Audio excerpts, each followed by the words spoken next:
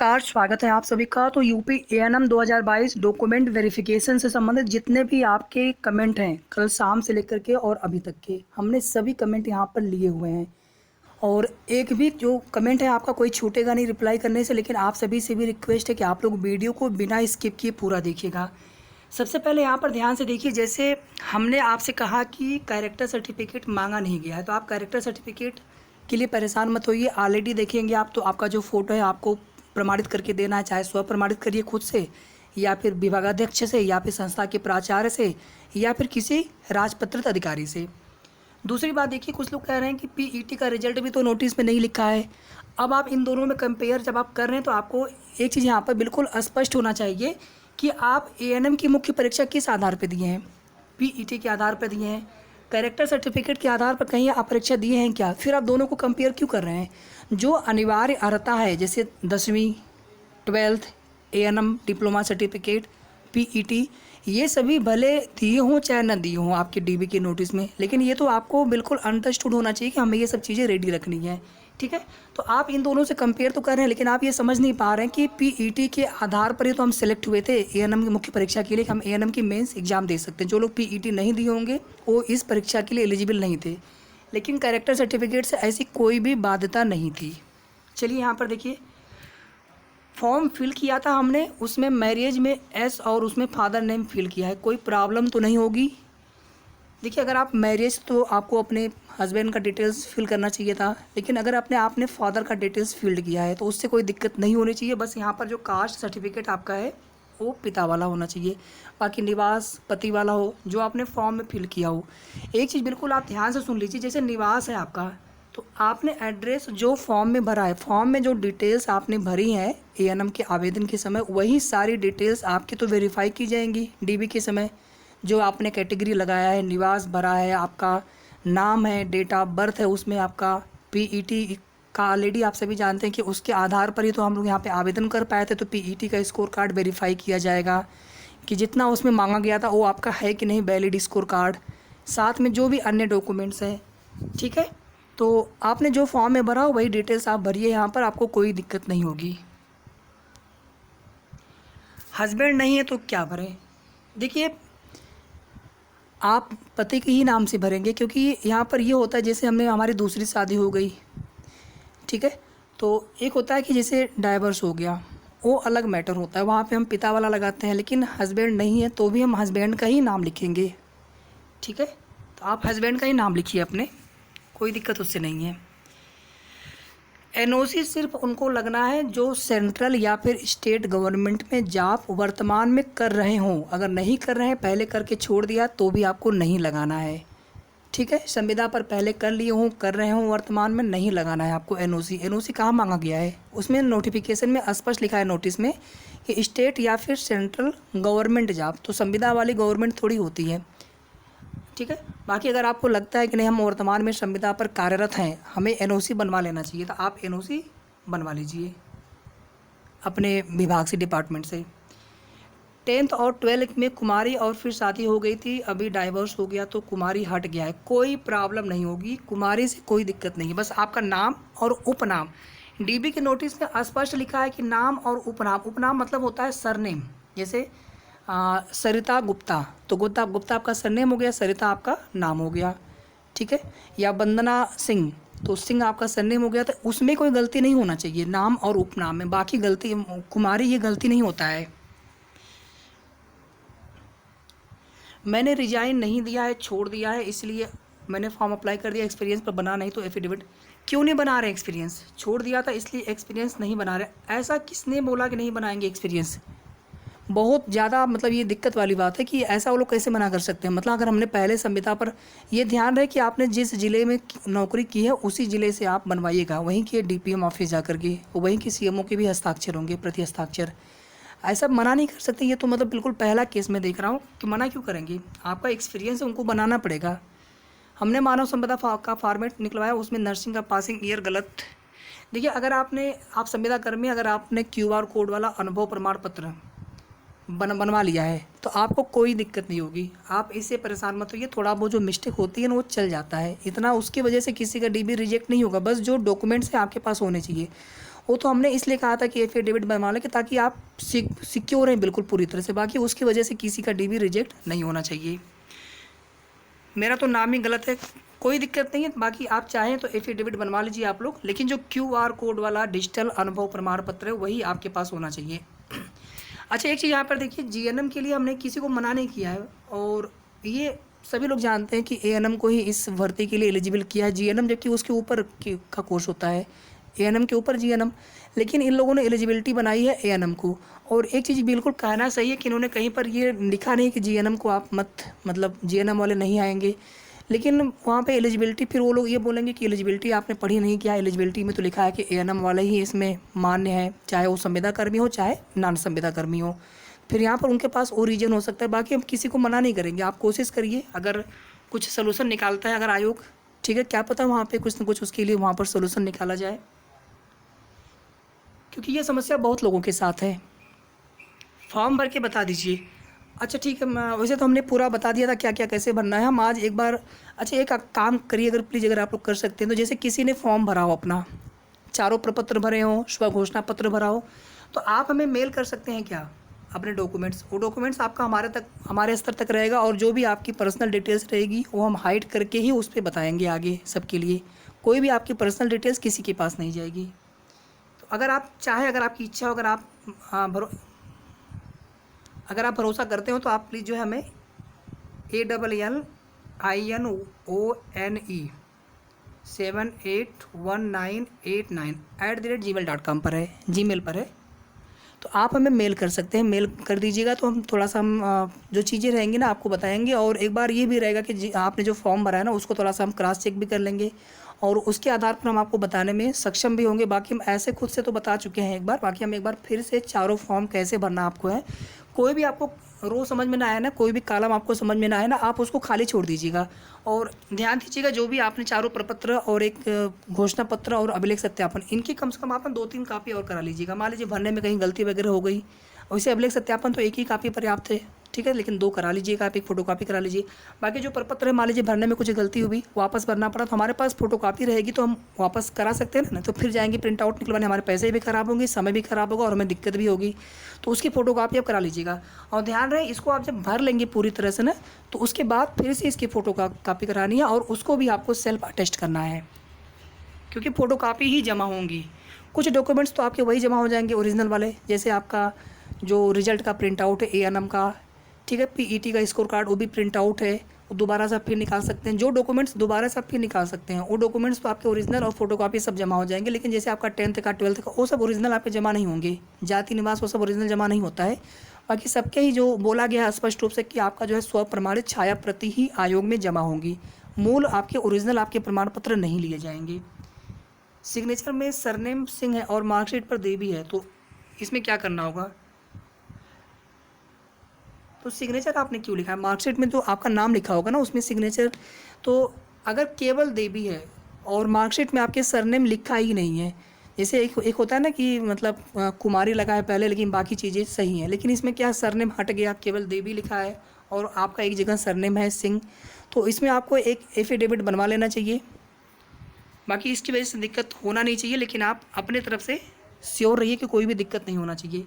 निवास प्रमाण पत्र में मम्मी के नाम पर देवी लगा है और कहीं देवी नहीं लगा है, तो क्या एफिडेविट, सरनेम उनका है क्या जहाँ पर देवी लगा है, वैसे कोई दिक्कत इससे नहीं होती है, ठीक है, आप इसके लिए परेशान मत होइएगा। थोड़ा सा गलती है आपके, हालांकि ये इंग्लिश में लिखा रहता है, हो सकता है स्पेलिंग की थोड़ी सी मिस्टेक हो, तो आप चाहें तो एक एफिडेविट बनवा लीजिए ताकि दिक्कत ना हो। बर्थ सर्टिफिकेट तो हमने कल 2-3 बार बता दिया था कि जो आपका 10th का सर्टिफिकेट है उसी से वेरीफाई होगा आपका ना बर्थ सर्टिफिकेट, उसी को हम बर्थ सर्टिफिकेट कह सकते हैं एक तरह से, क्योंकि आपका नाम, डेट ऑफ बर्थ सब उसी से मैच कराया जाएगा। ग्रेजुएशन की डिग्री नहीं मिला अभी, सिर्फ मार्कशीट, तो इतने साल का डिग्री निकलवाना पड़ेगा। डिग्री एक होता है ना पूरे आपके एकेडमिक का कोर्स का, एक डिग्री होता है, अगर डिग्री ना हो तो नोटिस में, जो आयोग की नोटिस उसमें स्पष्ट लिखा है कि आप प्रोविजनल आपको लेकर आना है। अगर आप प्रोविजनल लेकर नहीं आते, प्रोविजनल मतलब होता है कि डिग्री के बराबर ही मान्य होता है, लेकिन इसकी वैलिडिटी 6 महीने के लिए केवल होती है, तो प्रोविजनल आप ज़रूर निकलवा लीजिएगा अगर आपके पास डिग्री ना हो तो। ANM वाली कास्ट सर्टिफिकेट में एड्रेस में मेरा ससुराल का है, नाम पिता का चल रहा है, चल जाएगा या नहीं, चल जाएगा, अगर आपने फॉर्म में वही एड्रेस भरा है ना तो कोई दिक्कत नहीं है।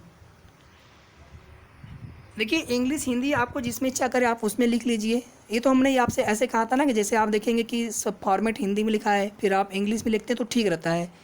ठीक है, तो आप इंग्लिश में लिख दीजिए जिसमें आपको इच्छा करे, लेकिन आप एक ही लैंग्वेज यूज करिएगा। ऐसा नहीं कि हिंदी इंग्लिश दोनों यूज कर रहे हैं, या तो हिंदी या फिर अंग्रेजी में। एएनएम की मार्कशीट आधार से लिंक नहीं है, इससे कोई दिक्कत तो नहीं होना चाहिए मेरे हिसाब से। ऐसा इशू मतलब कमेंट पहली बार है, ये फर्स्ट टाइम है। मेरे पास फॉर्म की चारों प्रति नहीं है तो क्या करें? आप तुरंत डाउनलोड कर लीजिए। अच्छा, फॉर्म की चारों प्रति नहीं, आप अपने डिटेल्स फिट करिएगा, किसी और की डिटेल वाली आप मत लीजिएगा। ऊपर पत्र आप खुद की डिटेल्स फिट करेंगे। आप ऑफिशियल वेबसाइट पर जाएंगे UPSSC.gov.in पर। यहाँ पर कॉर्नर में बिल्कुल ऊपर लिंक है, उस पर लिंक पे क्लिक करके अपना registration number, date of birth, verification code और जेंडर, ये 4 चीज़ें भर के आपको वहाँ से अपना डाउनलोड डॉक्यूमेंट वेरिफिकेशन पे क्लिक करेंगे, सभी डाउनलोड आपके हो जाएंगे। PDF सामने आ जाएगा, फिर उस पर आप क्लिक करते जाएंगे, वो डाउनलोड होता जाएगा। रजिस्ट्रेशन यूके से उत्तराखंड से, मतलब 3 महीने पहले दिसंबर में यूपी ट्रांसफ़र करवाया था, कोई दिक्कत नहीं होगी। ठीक है, शादी अदर कास्ट में हुई है, जनरल से हूँ तो कोई दिक्कत तो नहीं होगी। तो फिर आप जनरल ही आपने फॉर्म में भरा होगा ना, आपने ऐसा तो नहीं कि पति वाला आपने कैटेगरी भर दिया तो दिक्कत होगी आपको। अगर आपने जनरल ही भरा, आप जनरल से हैं, आपके पिता जनरल से हैं, तो आपने सामान्य वर्ग भरा, आपको कोई दिक्कत नहीं होगी। मेरे गांव मेरे पिताजी का खेती है, मैं दूसरे डिस्ट्रिक्ट में रह, कोई इसे दिक्कत नहीं है। बस आपने जो फॉर्म में डिटेल्स भरा, जैसे फॉर्म में आपने जो एड्रेस भरा होगा ना, उसी एड्रेस का निवास प्रमाण पत्र आपका वो वेरीफाई के लिए मांगेंगे, वही निवास होना चाहिए आपका, कहीं का भी हो, पिता का हो, मतलब गांव का हो, या फिर वर्तमान में जहां पर रह रहे हो, लेकिन आप एड्रेस वही भरिएगा। हमारा मूल निवास एड्रेस में पता गलत हो गया है तो हमें एफिडेविट बनवा लीजिए आप। प्रदत्त प्रमाण पत्र संख्या कौन सी होती है मार्कशीट में? सर्टिफिकेट नंबर होता है ना, मार्कशीट में सर्टिफिकेट नंबर लिखा होता है, आप देख लीजिएगा, सर्टिफिकेट नंबर लिखा होता है। अगर एएनएम का फॉर्म फिल किया फॉर्म ना हो तो क्या करें? मतलब कौन सा फॉर्म? जो अभी 4 प्रपत्र है, ये तो आपको बिल्कुल, जो हमने डॉक्यूमेंट की लिस्ट आपको दिखाई है, एक बार हम उसको फिर से दिखाएंगे आज, ताकि आप बिल्कुल भी कंफ्यूज ना होइए। ये सब होना चाहिए, कुछ भी आपको छूटना नहीं चाहिए कि नहीं उसके बिना हमारा काम चल जाए। फॉर्म में आरक्षण के कॉलम में ईडब्ल्यूएस के बारे में नहीं दिया है तो कोई बात नहीं, आप जहाँ पे मतलब आपका लागू नहीं होता है ना, उसको आप कट कर दीजिएगा, और जहाँ पे आप ईडब्ल्यूएस है ना आरक्षण में, आप ईडब्ल्यूएस भर दीजिएगा। अगर नहीं लिखा है ना तो आप ईडब्ल्यूएस भर दीजिएगा, और बाकी उसकी वजह से किसी को बहुत दिक्कत नहीं होगी। और वाइटनर सभी लोग रखिएगा, वाइटनर ध्यान दीजिए, मैंने जब डॉक्यूमेंट्स की लिस्ट बताई थी उसमें हमने वाइटनर भी लिखा था। कोई भी हमने एक भी छोटा सा हमने डॉक्यूमेंट्स या जो भी आपको सामान चाहिए हमने वो छोड़ा नहीं है, पेन तक हमने लिखा है, पेन, वाइटनर, सब कुछ। ठीक है, ताकि कोई भी अगर दिक्कत हो तुरंत उसको आप वाइटनर से आप उसको मिटाइए और तुरंत आप वहाँ पे जो है अपना सही फिल कर लीजिए। 6 मंथ वाला तो आपका इंस्टीट्यूट से वो बना होना चाहिए, अगर नहीं है तो आप उसको बनवा लीजिए, क्योंकि वो लिखा है तो हो सकता है कि उसकी वजह से आपको दिक्कत हो। पिता के डॉक्यूमेंट्स लगाए हैं सारे, और फॉर्म में अनमैरिड भर गया है, फ़ोटो शादीशुदा वाला लगा है। तो आपकी शादी कब हुई है? अगर 5/1/2022 जो फॉर्म भरने की लास्ट डेट, अगर इसके बाद अगर आपकी शादी हुई है तो फ़ोटो आप कोई भी लगाइए, आप डिटेल सब पिता वाला भरिए, कोई उससे आपको दिक्कत नहीं होगी। लेकिन अगर उसमें आप शादीशुदा थी और आपने फिर भी अनमैरिड टिक किया है तो फिर आपको वहाँ पर एफिडेविट बनवा लेना चाहिए। अभी जो 4-5 फॉर्म आए हैं को फिल करके जमा करने होंगे, या फिल करने के बाद उसकी फ़ोटो कापी करा के, नहीं उसको आप पूरा भर लेंगे अच्छे से, फिर उसकी फ़ोटो कापी करा लीजिएगा, उसको भी आप सेल्फ अटेस्ट कर लीजिएगा। और जो आपने फॉर्म प्रिंट आउट निकलवाया होगा ना, उसकी भी आप 2-3 कापी रखिएगा, ताकि आपको अगर फिर से कोई भरना हो, कुछ गलती हुई तो आप उसको भर लें। ठीक है, या फिर जाएंगे आप प्रिंट आउट निकलवाने। जब फॉर्म में सबमिट करा था तो कास्ट सर्टिफिकेट पति पक्ष का लगाया था, लेकिन अब पिता पक्ष का बनवा लिया है। देखिए आपके पास पिता वाला ही होना चाहिए, 5/1/2022 के पहले का होना चाहिए, पुराना हो बहुत तो भी आप उसी को लगाइए, प्रीफर करिए, क्योंकि नया वाला वो लोग मानेंगे नहीं। बाकी आप अगर नहीं हो, बिल्कुल कोई ऑप्शन ना हो, तो आप लेके जाइए नया पुराना सब साथ में, कोई भी आपको डॉक्यूमेंट्स घर पे नहीं छोड़ना है। अच्छा, पिता के नाम से नहीं बना है, पति के नाम से बना है, तो पति के नाम से वाला चलेगा नहीं, पिता वाला ही आपको ढूंढ कर निकालना पड़ेगा। बाकी आप अपने डीडी कैसे हम करा पाएँ उसके लिए आप चाहें जो भी कोशिश आप कर सकते हैं, जो भी हमने आपको सुझाव बताए हैं, सलूशन बताए हैं, आप उसे ज़रूर अप्लाई करिए। अगर उससे काम बन जाता है तो फिर उससे अच्छा क्या है।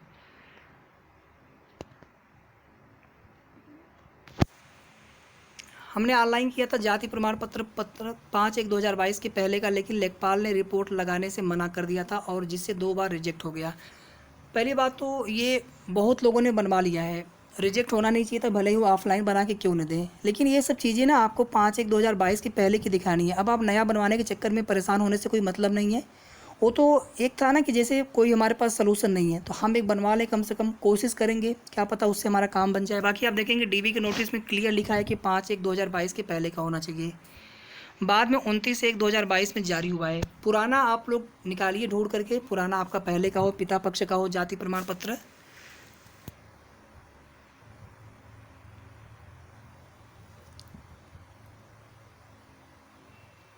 विभाग संख्या आपको थोड़ी भरना है, जो स्व घोषणा पत्र है हमने आपको तो बता दिया था ना, जो चीज़ें डिपार्टमेंट को भरनी है आप उसे क्यों भरेंगे, आपको उसको नहीं भरना है, बस जो आपको भरना था हमने आपको बता दिया था। स्लिप बैंक स्टेटमेंट आपको कहाँ चाहिए, अब तो आपको क्यूआर कोड वाला डिजिटल अनुभव प्रमाण पत्र आप देने जा रहे हैं ना, ये सब चीज़ें आप अगर आप नहीं भी है तो भी आप परेशान मत होइए, अगर है तो अच्छा है। जब फॉर्म भरा था तो अनमेरिड थी, अब मेरी मैरिड हो गई है, अब मैरिड लिखूँ क्या? लिखिए मैरिड, लेकिन फिर आपको मैरिड वाला डॉक्यूमेंट्स अगर वो मांग देंगे तो आप अनमैरिड ही लिख करके करा लीजिए डीबी, कोई दिक्कत नहीं है। जो आपने फॉर्म में भरा है उस समय आप वही डॉक्यूमेंट्स लगाइए, कोई समस्या नहीं होगी।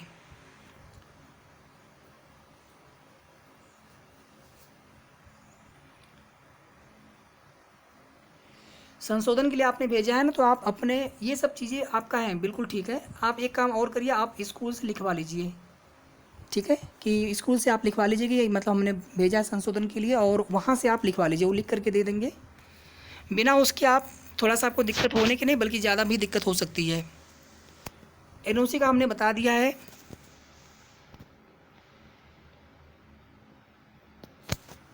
कोई दिक्कत नहीं है, अगर आप शादीशुदा है, पति के साथ नहीं है, जो भी दिक्कत है आपकी, लेकिन आप पति वाला ही लगाइए। अगर आप फॉर्म में जैसे आपने अगर एएनएम फॉर्म जब आप आवेदन किया था, अगर वहाँ पे आपने पति का नाम नहीं लिखा है कहीं पर तो आप पिता वाला लगाइए, लेकिन अगर आपने वहाँ पति का भर दिया है तो आप वही डिटेल्स अभी भी भरिए। हमारा सजेशन ये रहेगा आपके लिए, और यही ठीक भी है। एएनएम की मार्कशीट नहीं है, डिप्लोमा है, रजिस्ट्रेशन सर्टिफिकेट भी है, तो मार्कशीट वेब कापी है बस, तो उसको आपने स्कूल से वेरीफाई थोड़ा सा करवा लीजिए अपने, क्योंकि वो मार्कशीट ओरिजिनल मांगेंगे। अगर ओरिजिनल मार्कशीट नहीं है ना, फिर दिक्कत आपको होगी।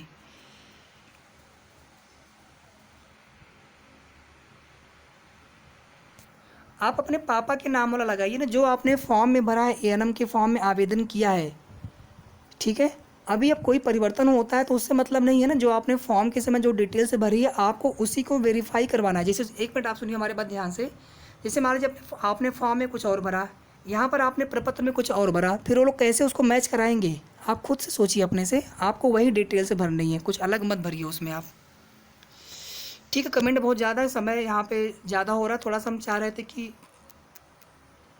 हो नहीं पाएगा अभी यहाँ पर पूरा। ठीक है, कुछ और भी क्वेश्चन आपके हैं? एनओसी हमने बता दिया है, निवास जाति हमने बता दिया है, ईडब्ल्यूएस का भी हमने बता दिया है। अच्छा, आवेदन शुल्क और परीक्षा शुल्क, जो आपने परीक्षा शुल्क भरा हो कोई भी आप एक डिटेल से भर दीजिए, परीक्षा शुल्क जो आपने लास्ट टाइम भरा हो। डाइवोर्स का अनमैरिड फिल किया, कोई दिक्कत नहीं है, ठीक है। आप जो आपने फॉर्म में आवेदन में किया है ना, आप वही यहाँ पर भी प्रपत्र में भरिए। हाँ, जो पीईटी में डॉक्यूमेंट लगाए थे ना वही वेरिफिकेशन में लगेगा, वही लगेगा, वही वाला।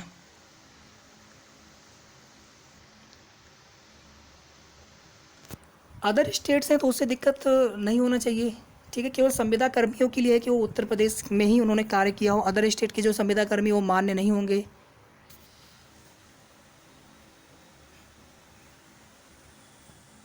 जो आपने फॉर्म में भरा हो वही निवास आप प्रपत्र में डालिएगा।